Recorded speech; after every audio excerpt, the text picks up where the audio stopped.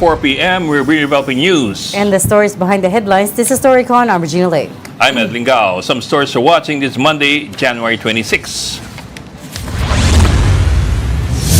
Opposition group Bayan and the Makabayan bloc in the House of Representatives refiled their impeachment complaint against President Bongbong Marcos. That's following the return of Secretary General Chelo Garafil to her office.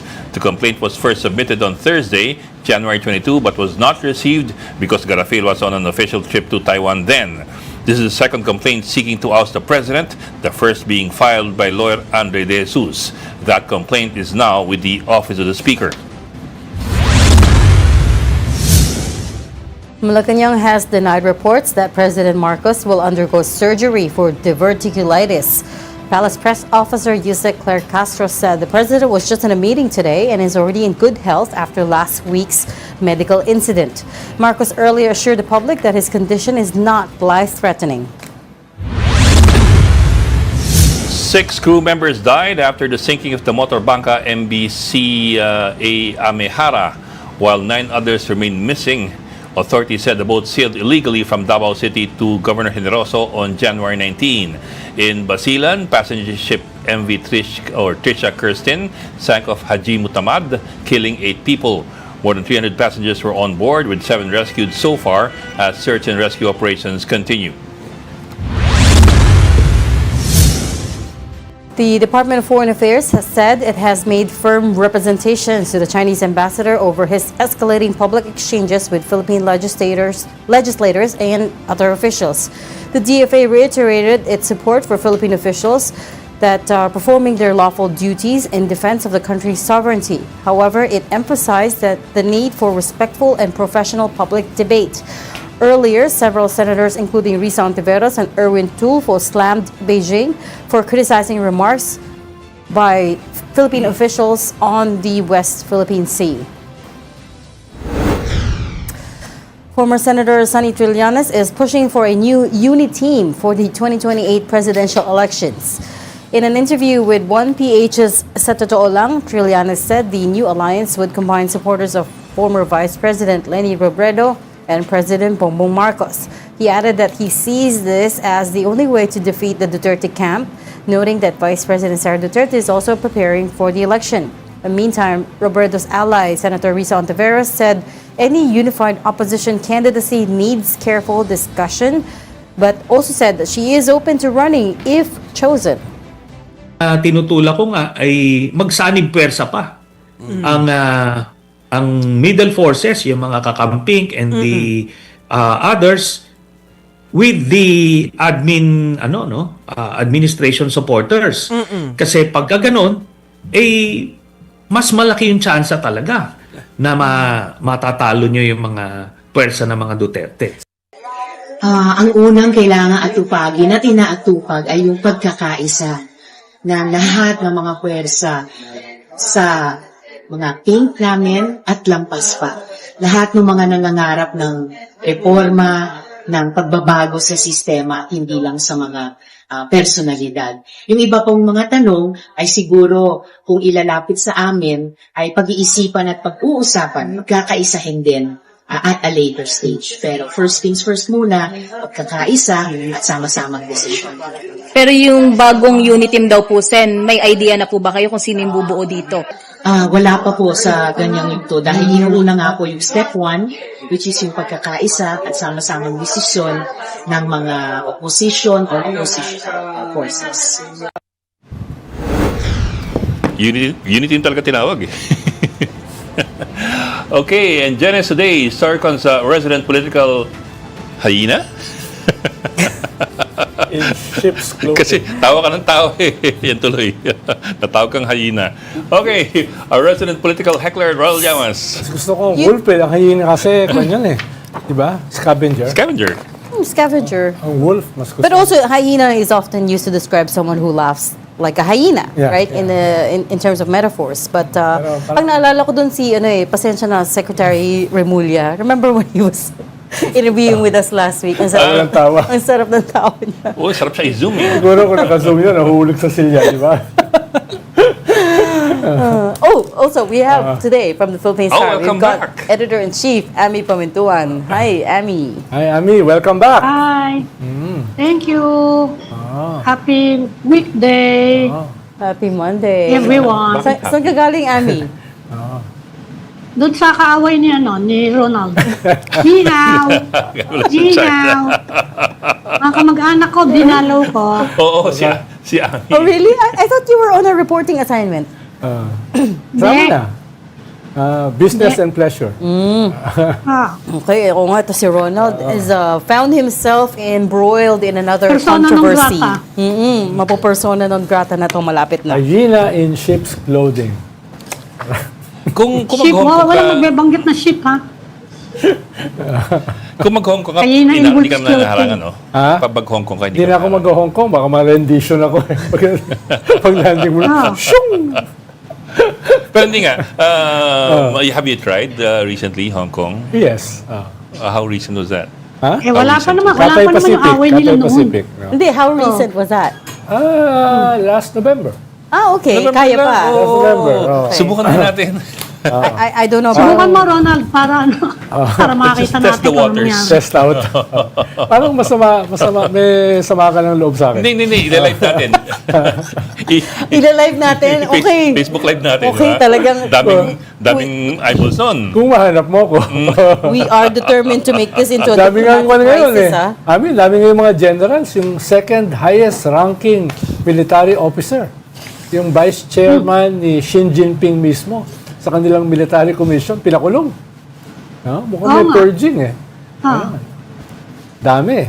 Yes. Ako pa? Yes. One of his one downs, his deputies, is under investigation now Yeah. for was it corruption? So kung yung mga general niya nakukulong, paano Lahat pa kaya naman- pag sila lahat Hindi. mas nagpunta And doon? you also have to remember with the Chinese Communist Party, it's a lot of signaling, right? At lahat ng pinipurge. Oo. Corruption ang issue. Corruption. Corruption. I mean, they can always find something on that person. Hindi right? naman lang sa amin na power struggle. Diba? On a broader note, parang now there's questions over President Xi Jinping's hold on power. According to some analysts, hindi ko sure, I mean, I'm not an analyst, so I don't... Hindi, matagal nang umaandar yan. Matagal na nga. Matagal nang umaandar yung rumors na yan. No? Pero naubos niya lahat ng Since mga kanya before doon eh. the Congress pa last year. Nauubos na eh. Tama Lahat si ng Since mga before the factions na Congress pala. kaaway niya, naubos. No? Correct. Kaya nawala, oo. Si Bosilay, representing the Maoist. Ah, Tsaka nawala yung asawa niya. Tapos si Premier Li Keqiang namatay under mysterious circumstances. Yun yung representing the reformers. No? Tapos yung followers ni Hu Jintao. Nakita mo yung public shaming ni Hu Jintao during the party congress, di ba? Mga kamag-anak at saka mga followers ni when Jiang he was, Zemin, Deng escorted Xiaoping. out of Yes. the parliamentary hall. Tapos ang daming generals yung kinuwan, no? Tinanggal, no? At mismo yung dalawang foreign minister na pinalit kay si may foreign minister ngayon? No, yung pinalit doon. Not si Wang Yi. Si Wang Yi. Si Wang Yi? No. Oh, The- tinanggal siya for several weeks eh. Tapos may pinalit sa kanya. Yung pinalit sa kanya, tinanggal din. Tinanggal din. Tapos binalik si Binalik na. Yes. Wang Yi. Yes, correct. Pero Yeah. yung pinalit sa kanya, nawala na. No, tsaka dalawang Secretary of Defense. The Yun ang mysterious chichismis ways. na ipapalit kay Wang Yi. Yun yung dati ambassador dito. Na inaresto. Si Fu Ying. We don't know what Wang happened Xilian. to Kilala him. mo? Si Ah? Ambassador Ibigilala mo? Wang Xilian. Yung Liu dalawa, yung Jianchao. lalaki at saka yung babae. Okay. Si Fu Ying, siya yung head ng Foreign Affairs ng Communist Party. Tapos yung isa, yung forgot his name. Inabutan ko yun. No? Bago kay Ambassador Zhao. Yun yun. Yun ang pala eh. Marami na palang contact Yun, eh. So, yun. Pero tinanggal din yun. Sa aeroplano, papuntang Hong Kong. Tinanggal din yun. Yung dapat successor ni Wang Yi, pinaltan. Oh, yun. Siya That's yung what I kumakalap na That's what I Nakulong din. remember. Tapos binalik si Wang Yi. Which was the former ambassador you're talking about, Ami? Hindi si... Liu Jianchao. Yun yung inaresto. Na dating dito sa atin. Yung magaling siyang mag-English. Oo. Itong present ambassador, galing to sa US eh. Correct. Pero up and Yeah, running magaling kagad yung siya. magano. Pag-upo niya, banat kagad. Ambassador Eh, Jing kasi ang Quan. inano mo yung bossing nila. Oo. Kapag hindi sila nag-react dyan, if it's an attack on, hindi yan kapareho natin eh.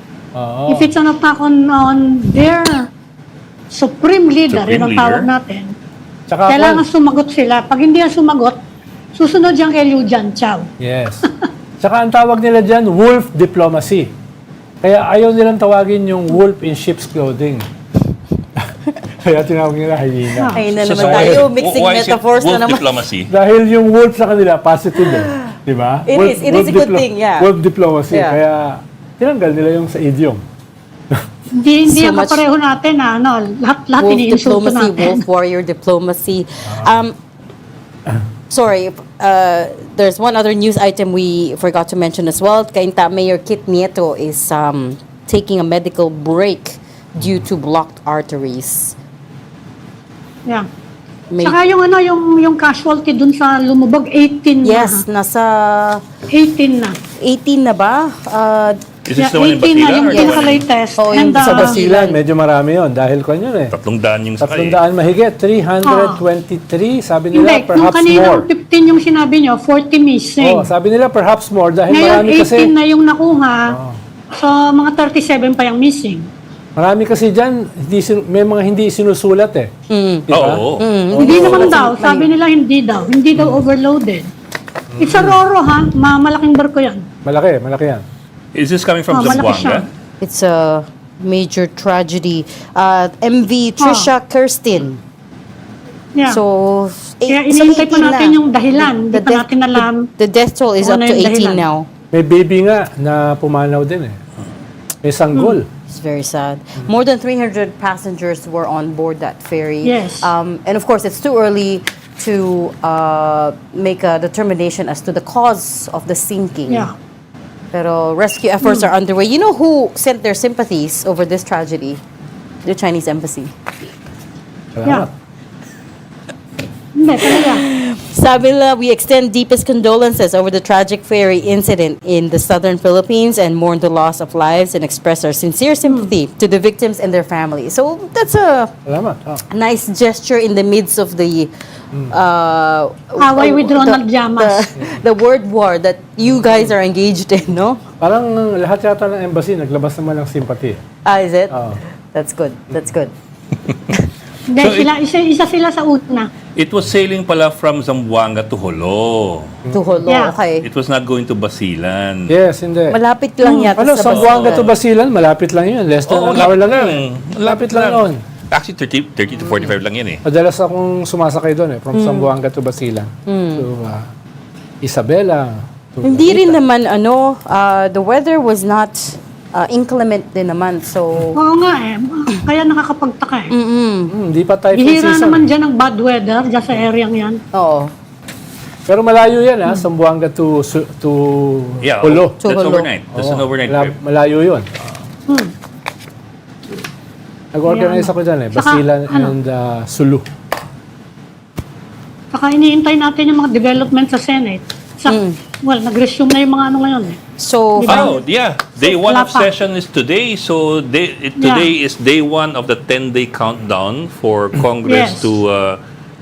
to put in the order of business Yeah. the yung, impeachment complaints because the two Kaya nga nakapag-file na siya ngayon. correct, the second and third impeachment complaints have been refiled today. That's after the Office of the SecGen refused it last week kasi nga wala Wala si siya. SecGen Cheloy Wala si Garapil. Garapil. Pero very interesting ano yung tatanggapin ng Justice Committee. Dahil isa lang kasi. Pwede rin Yeah, i-consolidate you can na lang. consolidate Yeah nga. like Pero pwede what rin you've hindi. done before. Pwede rin hindi. It depends on the merits of the Pwede rin complaint. hindi. But who does the consolidation? Is it the Justice Committee or is it the Speaker's office? I'm not sure. Kasi, di ba, the deadline is 10 days and 3 days for referral to the Justice Committee. So by that time, dapat klaro na kung ano i-refer mo eh. Kasi otherwise, kung meron kang ibasura doon, that's basically rejected already. So Ay, that's acted on. Dapat sa Speaker's office pa lang. Oh. I would think that it's Kasi yung 1-year bar mo mag-uumpisa sa Given Justice the recent Committee Supreme Court ruling eh. Di ba? correct. If you do not move it forward, it's ang hirap rejected. i-consolidate dahil magkakaiba eh. Magkakaiba. Kaya nga, halimbawa, mamimili ka. Yung sa mga Duterte at saka doon sa una, kasama pa ron yung kidnapping ni Dico, President Duterte. etc. Tapos kasama rin doon yung una, yung drug use. Diba? Oo. I mean, Oo, parang it's- hindi ganun kadali. the actual crimes are the same. Culpable violation of the Constitution, betrayal of public trust, corruption, etc., etc. Pero it's the, what do you call them? The Ilan lang naman kasing arguments underneath. the particulars. Oo, the particulars of it that are different. Ilan naman kasing grounds for Hindi kasi pwedeng generic eh. Hindi pwede Command generic. responsibility lang or culpability lang. Kailangan naka-specify. Oo. Ano ba yung May specific examples. Yeah, ano ba yung smoking gun? Halimbawa, yung kay Vice President Sara last year, naka-specify doon. 120 million in 11 days. Confidential funds, that's Tapos, right. Tanong kaya yung natin notice yung of guest disallowance ng COA sa DepEd. Mga ganun ba? Tanungin natin yung guest natin. Oo. Well- Well, si Attorney Luigi is also a lawyer. Although you were supposed to talk to him about the... Ay, nandiyan na pala si ating guest eh. Okay. Hi, sir. Ha? Oh, introduce mo naman. Ay, sorry. Yeah. Our first guest sir, this Hi. afternoon. Dating Comelec Commissioner Louis Tito Guia. Sir, magandang hapon. He's part of the Democratic Insights Group. Thank you for joining us, sir. Yeah. Magandang hapon po sa inyong lahat. Kumusta, Commissioner? No? Kumusta po? Kumusta po? Oo. Kasama ba sa grupo nyo si Commissioner Sino? Si Guanzon? Pinatawag yun. Hindi ko pa nga natatanong. Natawa niya. Tinapos na lang para sa'yo. Diba? Tumigil ka pa kasi. Tanong lang naman. Oh, sige. Do we jump into dynasties or... Okay, so let's go into political dynasties because your group, sir, is one of the ones that filed, what do you call this? A representation calling on Congress to finally pass the anti-dynasty law. Talk us through that. Anong version of anti-dynasty law do you want to see passed? Well, our position is clear. I mean, we want to have prohibition up to the fourth degree of consanguinity or affinity, legal or legal relationship or otherwise, and simultaneous and succession, and then maximum of one member of the same family in the local and in the national position, with the House of Representatives being treated both as a local position and a national position. Yun po yung mungkahi namin. And then yung mga members ng dynasty would be denied, their certificate of candidacy will be denied due course, and then we also have proposed a way by which this can happen before COMELEC if there would be members of the same dynasty filing certificates of that candidacy together. Attorney, ano bang pa-difference doon sa proposal nyo at saka yung existing bills na naka-file sa ngayon sa Kongreso? Halimbawa, yung kay Chel Jokno at saka yung kay Speaker Bogie D. and Sandro Marcos.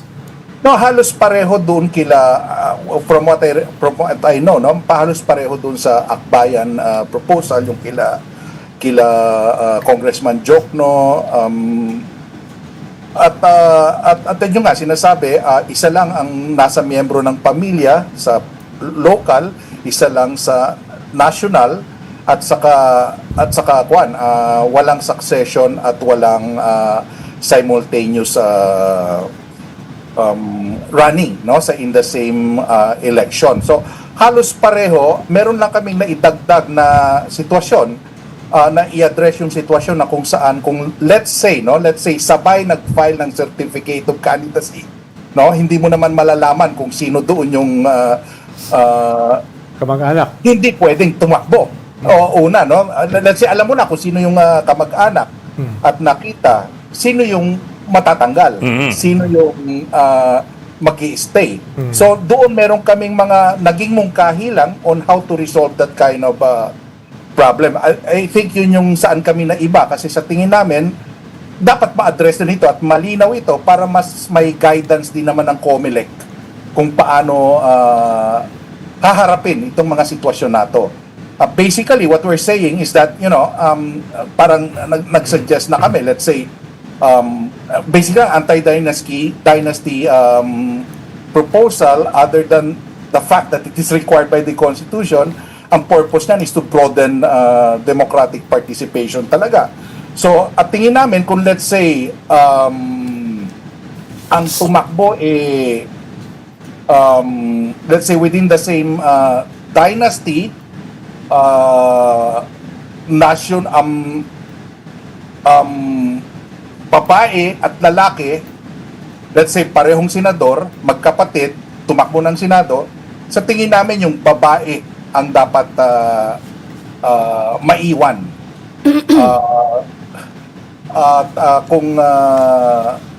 Kung parehong babae o parehong lalaki, siguro yung mas bata. No? Attorney, Pinorward lang po namin yung ganong klaseng mungkahi para lang merong resolusyon at yung issue na kung let's say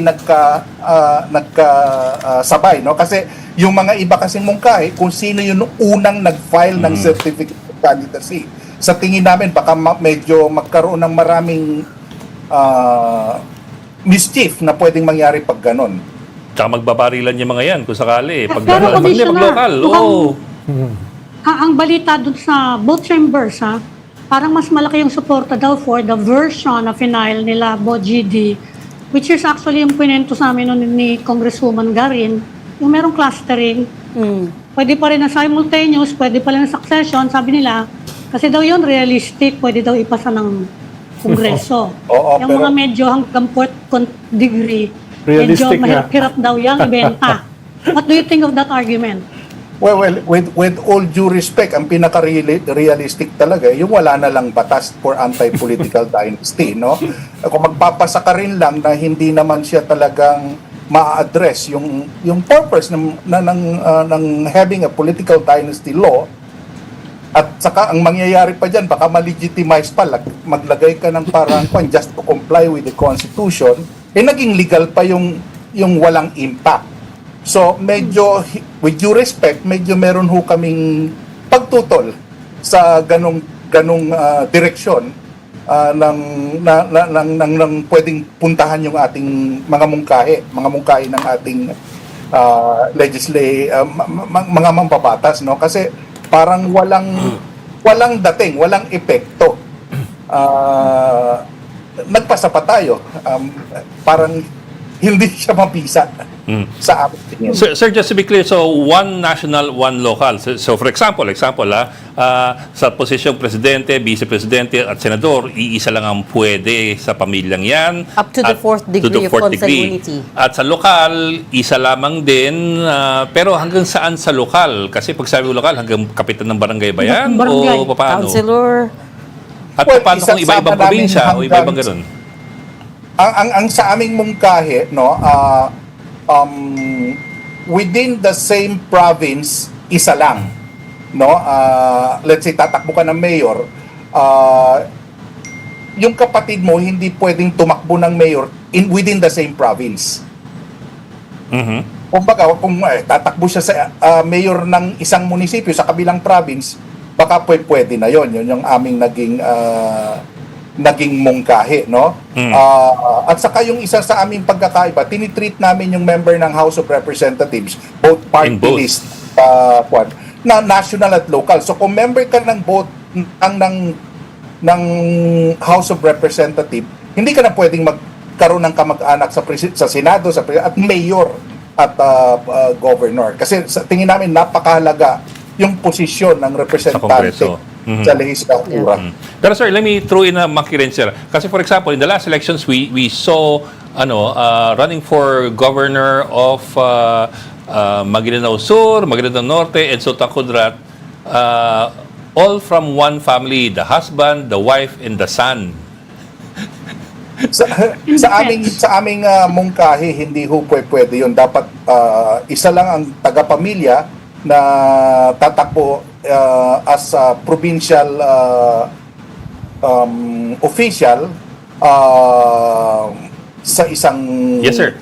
But what I'm saying is that ang tatay tumakbo sa Maguindanao del Norte ba or Sur? Yung nanay tumakbo sa Maguindanao del Sur o Norte, yung anak tumakbo sa Sultan Kudarat, all for the position of governor.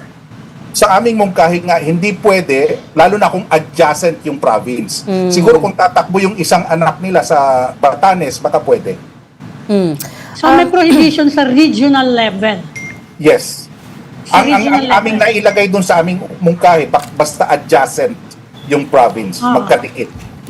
Attorney, balikan ko lang yung provisions to resolve disputes. Let's say, sabay-sabay nag-file, no? And which one yung tatanggalin. You said, if babae, if it's a male and female, you would give preference to the female candidate. If it's both female, you'd give preference to the younger candidate. Isn't that a kind of gender and age discrimination? Because what we're trying to do here is, what you want is the more competent of those candidates get to run. And, that's not determined by gender or age.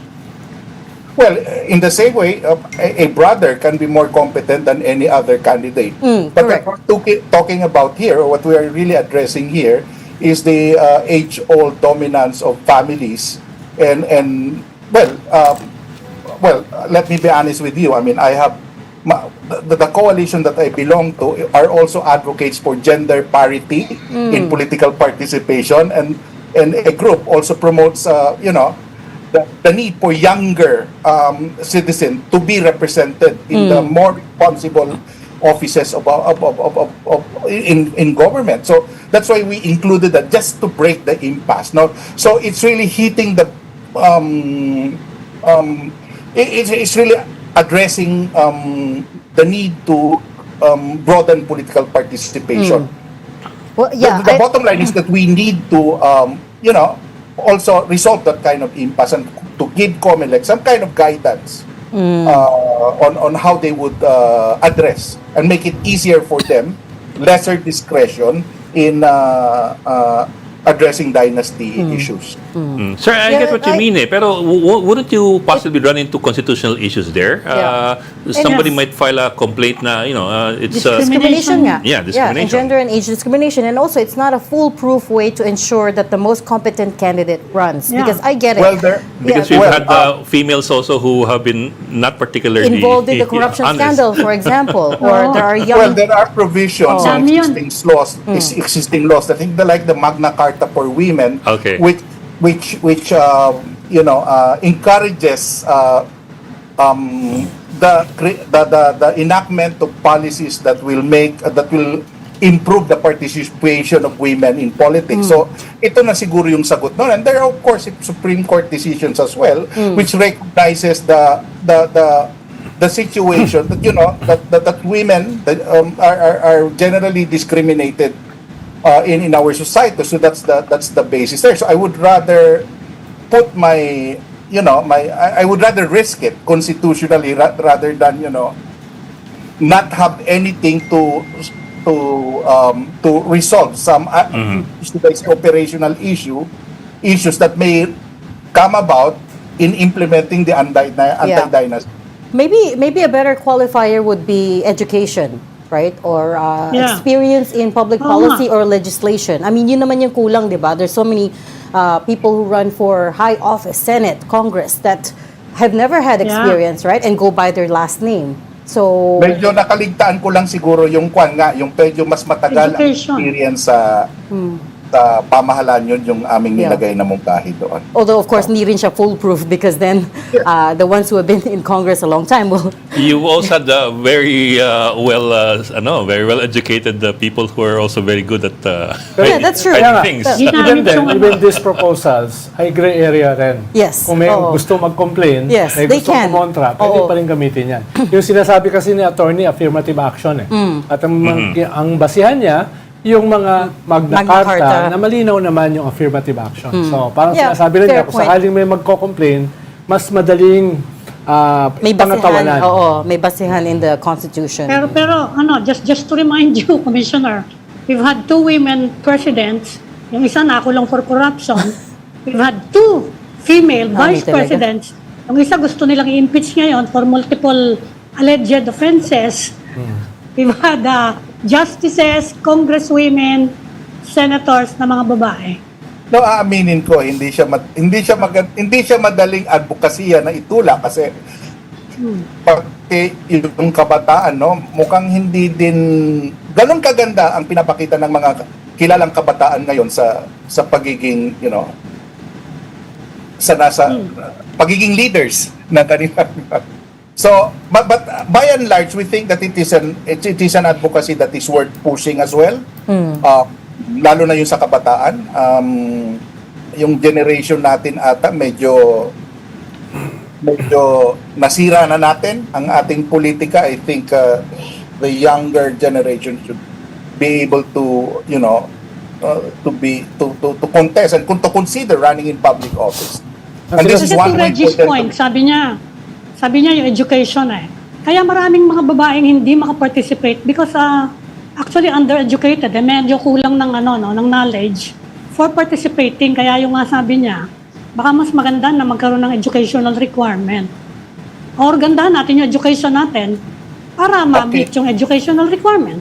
That's true kasi meron din tayong prohibition sa Constitution na walang educational qualification for public office. Hindi kami pwede niya ni Patrick dahil hindi kami graduate. Uy, nag-graduate siya. Hindi rin. Hindi siya. Hindi graduate siya. And I found this out on live air, of course. Kaya sinasabi lang naman ni attorney ay gray area naman lahat. Maraming gray Pero area, mas mabuti na maglagay ng criteria Correct. kaysa yung I unahan. understand. Kaysa yung unahan sa sino yung pinakamauuna Yes. na mag-file. Kasi magbabari lang na yan sa lokal eh. I understand. Pero the thing is, what I'm fairly certain you will come up against is it will be challenged by current incumbent members of Congress. Because when we spoke to Congresswoman Garin about this, yung version of the bill that was filed by Speaker Boji D and Sandro Marcos, di ba clustering nga yun? So technically, members of one family can still run for national and local positions. And we asked her, why not, make it a blanket ban up to 4th degree of consanguinity or affinity. And she said, people being members of Congress feel like that's going against their constitutional right to run for elected office.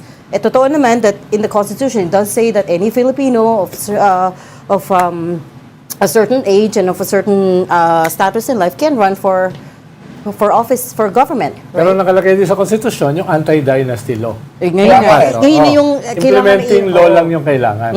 Kaya nga, last week, medyo defining yung statement ng Malacanang na ang sabi ng Malacanang ay magpo-propose sila ng version nila anti-dynasty law.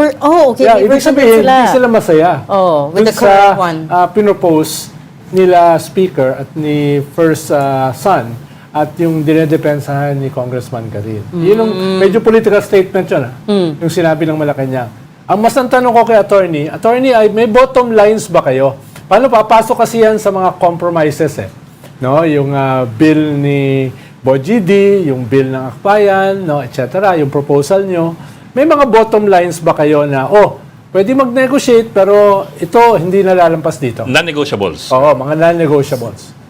No, hindi ko pa alam siguro sa mga kasama ko, but I think medyo ang gusto talaga maging mapisa kung ano man yung ipapasang anti-dynasty law. So sa amin ang bottom line as of now, talagang 4th degree, saka yung one sa local at one national. Ang fear kasi namin, pag magpasa tayo ng medyo malabnaw na anti-dynasty bill, it would take another 25 years probably to pass another bill that another law that may be effective. So tapos na magiging parang meron na tayong cosmetic na anti-dynasty bill. So nare-recognize din namin na syempre hindi natin alam kung talaga magpapasa ng anti-dynasty law ang Kongreso na kung saan karamihan ng kanilang members, 70%, ay kasapi sa dynasty. Kaya sa isa pang iniisip namin, hindi namin tinatanggal yung posibilidad na magkaroon ng effort or an initiative on a law on anti-dynasty para maipasa yung talagang dapat ipasa na version ng batas na to. Hindi ba dapat yung no succession non-negotiable? Ako, nag-agree po ako, dapat non-negotiable. Yung level ng consanguinity, pwedeng yun negotiable. From 4th to 3rd, ganon. Even within our group, Sec. Ronaldo, merong second degree, may third degree, may ganon. So, baka doon pumunta sa area na yon yung usapan ng relationship. Pero definitely yung siguro, isa lang sa local, isa sa national, medyo may pagkamatigas yung ganong positioning. Saka simultaneous succession. So sir, can we go into the particulars again of dun sa local limitations? Kasi yun ang medyo masalimuot eh. So you're saying number one, for example, within the same province, bawal ang kamag-anak tumakbo to the fourth degree within the same province, and also within within an adjacent province. Yes. So those two lang, or are there other qualifiers? Yun yung aming naisip na qualifier para lang ma-forward yung proposal. Yes. So, for example, sa isang probinsya, pag may tumakbo na, for example, gobernador, hindi pwedeng may tumakbo in the same province na kapitan ng barangay or vice mayor or konsehal. Tama ba? Okay, let me ang parang naging desisyon diyan talaga wala na, no? Wala nang pwedeng tumakbo, pero medyo nag-uusap-usap kami doon sa barangay level. Sige, Kasi dapat sa barangay kasi minsan barangay. ibang petsa ng barangay minsan na eleksyon eh. Yes. Diba? They're usually separate. Sige, pero konsehal kumbaga. So the highest to the lowest, konsehal at yung gobernador. Kasama po, kasama. Okay, within the same province. Pero Yes. Kung ibang probinsya na hindi katabi, ibang usapin na yun. Baka po pwede na po yun. Magbibilihan niya ng bahay sa iba-ibang probinsya.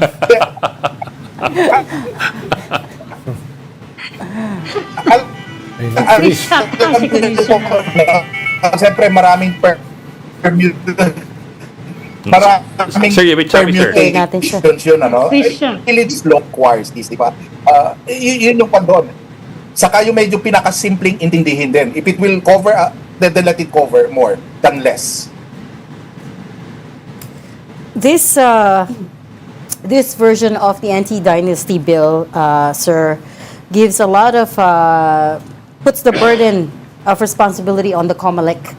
Do you see a need to give the institution, give the COMELEC more power? Well, Just to enact the these? best Kasi, for example, yung cancellation of certificate of candidacy, that's going to be on them too, right? Determining who's going to be eligible to run, that's on them too. No, the law will provide the eligibility. COMELEC will just execute it. That's why it's important to have clear criteria. It should already be in the law so that COMELEC can only implement the law and execute the law. It will not have any discretion. Its job would only to make sure to decide cases as early as it can. It brings me back to one of my favorite issues, which is the conflict of interest with the campaign donation, right? The law is there. The law states clearly that anyone who has a contract with the government or is a supplier to the government in any way should not be donating to candidates' campaigns. And yet we saw what happened this time around, right? Maraming nakatakas. They successfully argued. To me, the law, I read the law, Ed and I both did, it's clear. But they successfully argued that the person is different from the company, the juridical entity. So, I mean, how does that work? That's what I keep coming back to, which is in this political dynasty law, you want to give COMELEC a lot of power to determine, okay, siya pwede tumakbo but not you. That's going to be, you're going to run into issues there, right? Kung sa campaign finance No, COMELEC will not have to decide who gets to run or who does not get to run.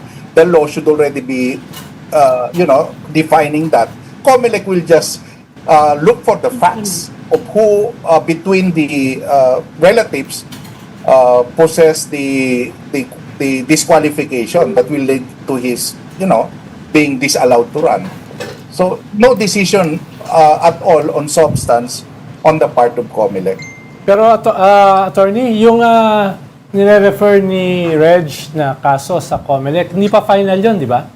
Yung Hindi pa, actually wala pang angkwan yun eh. Meron ding atang, if I remember right, no, that's the case of Senator former Chis. Senate President Chis Escudero, no. kwan lang yun eh. Ang tawag ng Department. COMELEC doon, parang motu proprio decision nung campaign PFAD, that office that's supposed to do this. But that is not yet everything kasi there's also, I think, A case. I was told that there was still a case at the law department. Ito yung preliminary investigation proper talaga. But- Which can lead to a criminal case. That's still pending.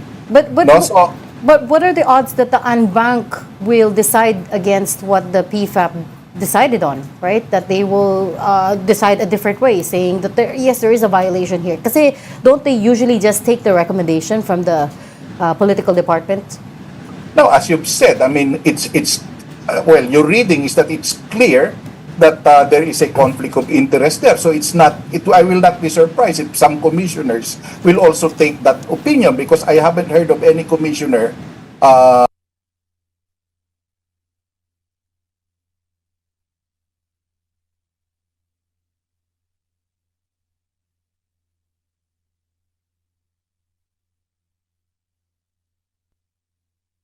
Juridical entity. Bakit hindi i-base ka A little doon? bit. We'll try him again. Yan, sir. any Ayun, perfect. Okay, I'm so Sir, sorry. anyway, sir, you had a lot of experience in COMELEC even before you were appointed commissioner. What's your opinion on that? Whether it should be treated different, yung personality ng opisyal ng kumpanya at yung kumpanya mismo. Separate and distinct. Siguro Ed, bago yun, yung nawala sa kanya kanina. Sige. May sasabihin si attorney kanina na nawala eh. Balikan nyo, Commissioner, yung nawala kayo. May sasabihin kayo eh. Actually, meron pang isang pending na kaso sa law department, no? Yan yung criminal aspect nung issue na yon, no? Alam ko wala pang desisyon ng COMELEC, no? Now, ang tanong siguro paano kaya magdidesisyon ng COMELEC, no? Hindi pa natin alam kung ano yung posisyon ng bawat commissioners diyan sa issue yan. So, it's not impossible for the COMELEC and bank to be deciding on a position different from what the PFAD recommended. Una nga, recommended lang yun eh. Diba? Recommendation lang yun. Wala pa namang action dun sa recommendation technically. Although, someone said that that should be it, no? But titignan mo, that one is still a recommendation. So we really don't know, no? Until the time that the Commission and Bank actually decides on this case. Okay. Sir, Pero what ikaw, is your personally, what do you think? Kasi ang nakalagay dun sa batas, a juridical entity ang sinasabi eh. Okay. Hindi ba? Parang are we? Nagkikuibol na naman tayo sa sa definition. Parang forthwith. Baka siguro Hindi. kailangan tagalugin natin lahat yan. And then, may principle kasi talaga sa constitution, sa corporation law na iba ang juridical personality ng corporation saka yung mga individual members. That's really a principle in corporation okay. law. But I'm not a commissioner anymore. Siguro nga sa tanong niya, if I were to decide it, siguro the easier way out is to say that they have different juridical personality. But So if you need corporate to, law yan, Commissioner. That's a corporate law, ha? Yung definition ng juridical kaya sinasabi entity. ko, may principle po sa corporation law na iba yung juridical personality ng corporation, Yes. iba yung juridical personality ng individual stockholders ng corporation. Yeah. So, pwedeng mag-donate individually yung tao, pero yung corporation, kung yun yung may kontrata sa gobyerno, iba siya, no? But what I'm saying is that can be the easier way out in making decisions like that. But if you look at the purpose of the law, now, let me say this, no, kasi nakakaya naman sa mga taga-COMELEC, galing din ako doon, ano? But if I were to decide the case, I will look at the intention of the law. So, what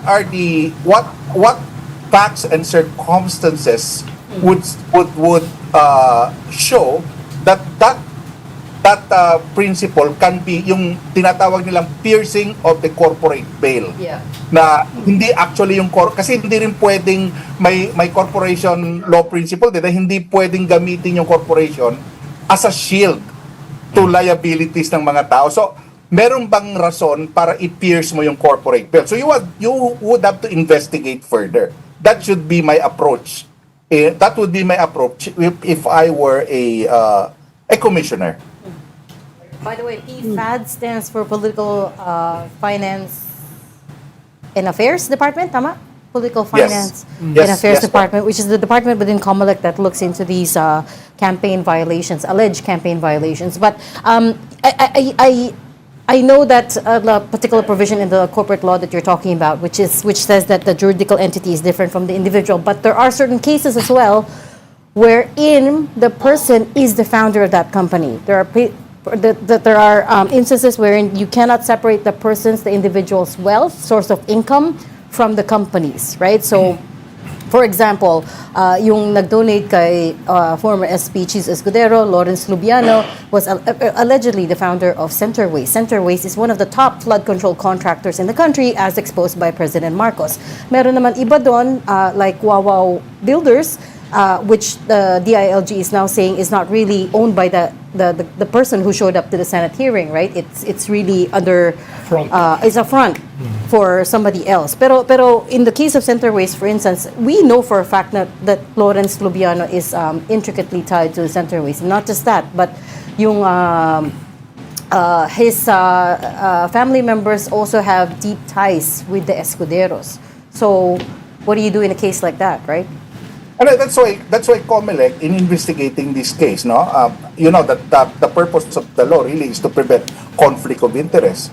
So it would have to go to the facts and circumstances, the relationships, even the origin of the corporation, perhaps, in order to decide this from the electoral perspective.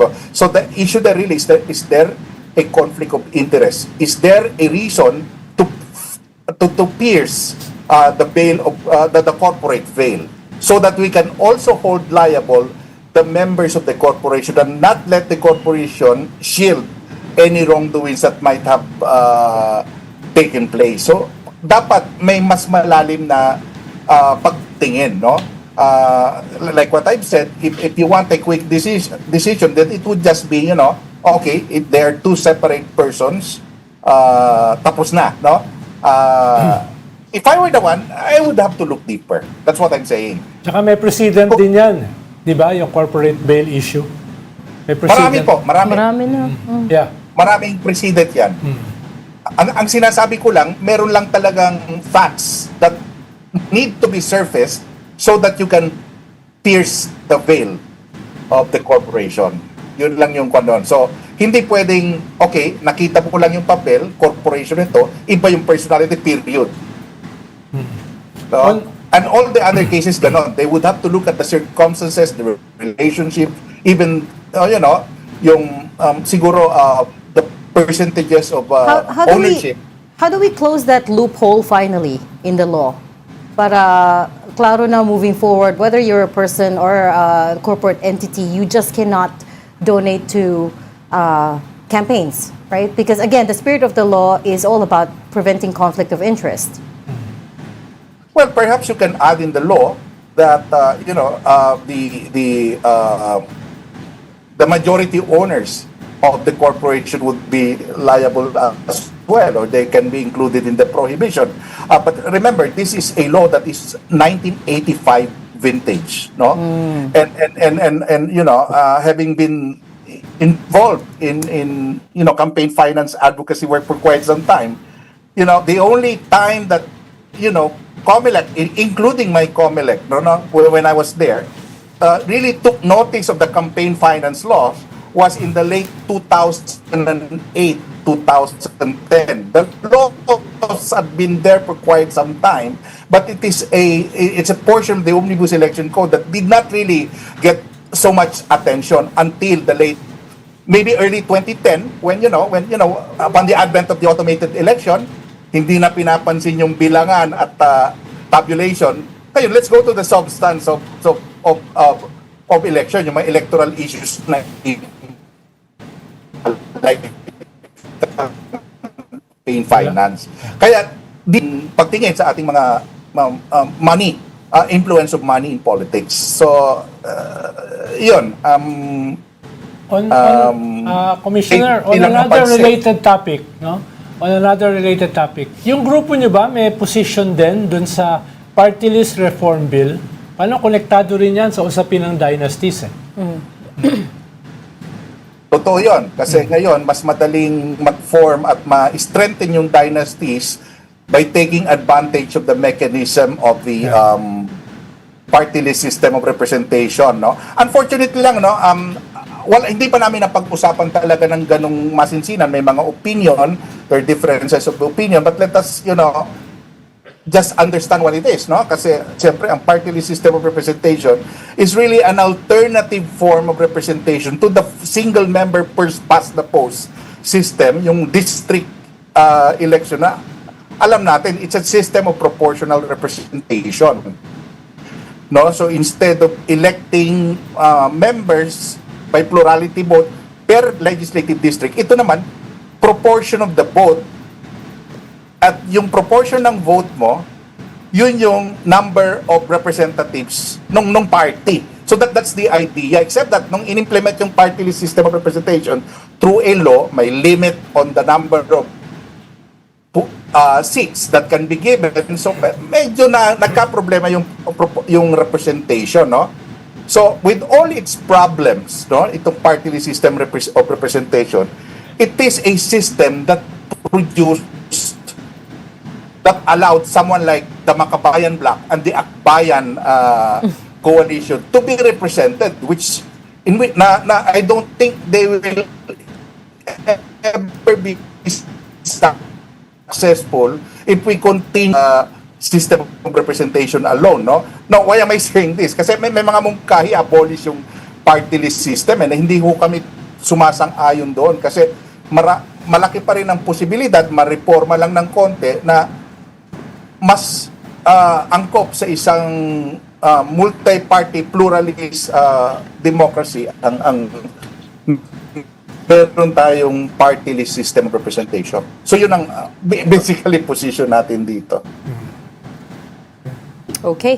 We'll leave that there, but thank you so much for talking to us about wide-ranging topics. Former Comelec Commissioner Louis Tito Guia of the Democratic Insights Group, one of the group that filed a representation for Congress to pass the Anti-dynasty bill. Thanks so much for joining us. Commissioner. Thank you, Commissioner. Thank you, sir. Ingat po.